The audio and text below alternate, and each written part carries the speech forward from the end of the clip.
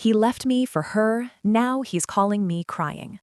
2 years after my divorce was finalized, my ex-husband called me at 11 at night, crying so hard I could barely understand him, and my first instinct, and I am not proud of this, was to hang up. I didn't.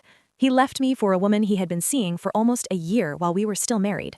I found out the way people always find out, a message on a phone that should have been locked, a meme that appeared too many times, a pattern of small lies that suddenly cohered into one enormous one.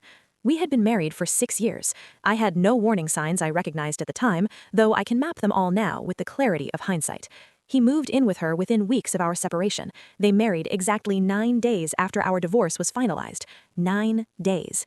I remember my friend showing me the social media post because she thought I should hear it from someone who loved me rather than stumble across it alone.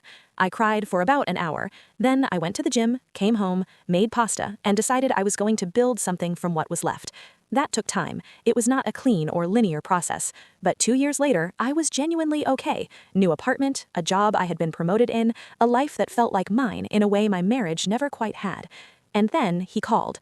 Between the sobs, I pieced together what he was saying. The marriage was falling apart. She was nothing like he had imagined. He felt trapped. And then he said the thing that I have been turning over in my mind ever since. He said he had realized, slowly, that the reason he had been so drawn to her was that she reminded him of me. The way I laughed, specific phrases I used, mannerisms.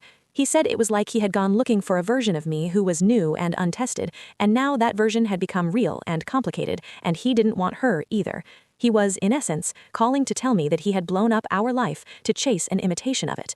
I was quiet for a long time after he said that. He asked if I was still there. I told him yes. He asked if there was any chance, any at all, that I would consider talking. And I thought about the woman I had been when he left, how small I had felt, how convinced I was for months that I was the problem. I thought about who I had become since.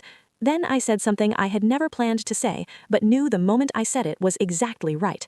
I told him I was genuinely sorry he was hurting. I told him I hoped he found peace. And then I told him not to call again. I hung up, made tea, and sat by my window for a while. Not sad, just very, very clear.